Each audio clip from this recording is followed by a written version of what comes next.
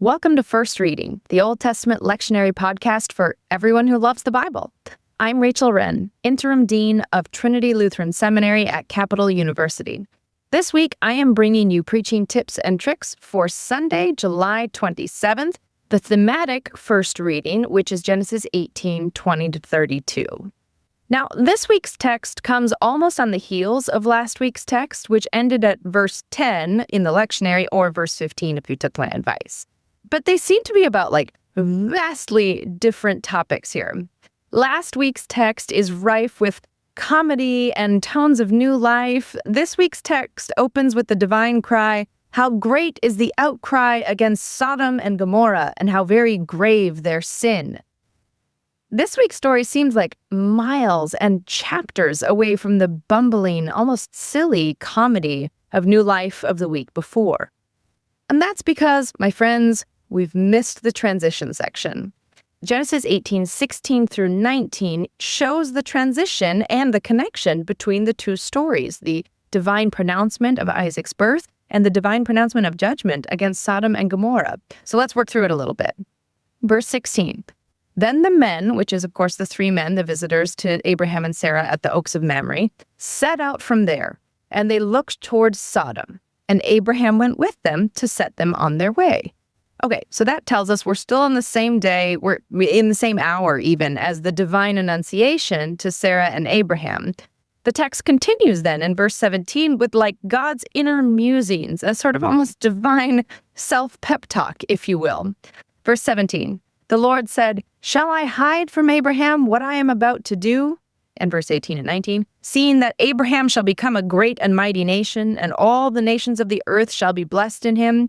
Verse 19, "No, for I have chosen him, that he may charge his children and his household after him to keep the way of the Lord by doing righteousness and justice, so that the Lord may bring about for Abraham what was promised him."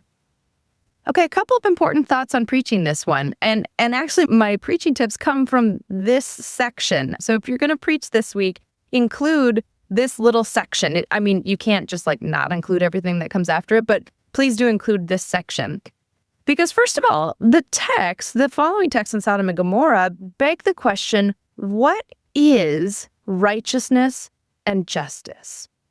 So here, it's clear, God, the divine one's own words, make it clear that as Christians, being chosen by God, and we might say being baptized or accepting Christ, being chosen apparently has a direct correlation with righteousness and justice. So that's a fabulous, fabulous sermon topic right there. What is the link? What is God hoping for us, for God's chosen people, to live in ways of righteousness and justice? Okay, big problem to be wary of here, which is, of course, supersessionism, the idea that Christianity replaces Judaism as the chosen people. We got to just make it real clear, friends, we are not the chosen people. That's the Jews. We as Christians have been grafted into chosenness and adopted into the promises of the Jews. So if you preach this, do not just go around talking about baptism, whether infant baptism or believer's baptism. Baptism or acceptance for many Christians is our way of entering into these promises. But we're not the original chosen people, and we have to respect and honor that in the way that we talk about it. So if you talk about baptism, just don't include only baptism in the conversation.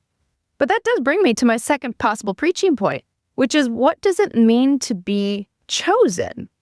If you've read Genesis up to this point, you know that Abraham has been remarkably pointed with God at various points in the story.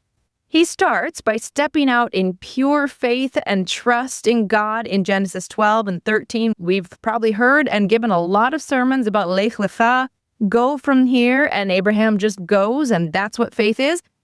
That's a big part of what faith is. But this story suggests that that's maybe only part of the conversation.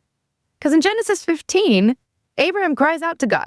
He challenges the divine one, saying essentially, "What could you possibly give me while I remain childless?"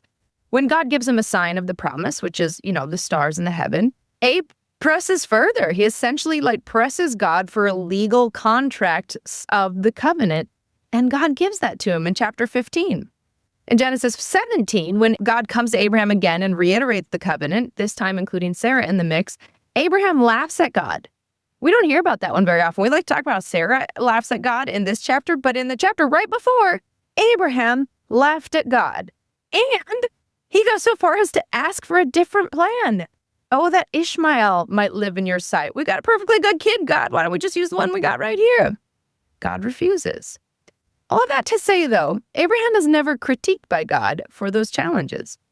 At this point, then, in chapter 18, when God muses whether or not to keep hidden the upcoming plan for Sodom and Gomorrah and then decides to let Abraham in on it, he's inviting in a person who has a strong history of both stepping out in faith and of challenging God. It's almost as if both of those things, the ability to accept in faith and challenge in faith, even if you're challenging God, are essential components for justice, righteousness, and living as God's faithful chosen people. That's all I have for this week. Blessing on your words, preachers.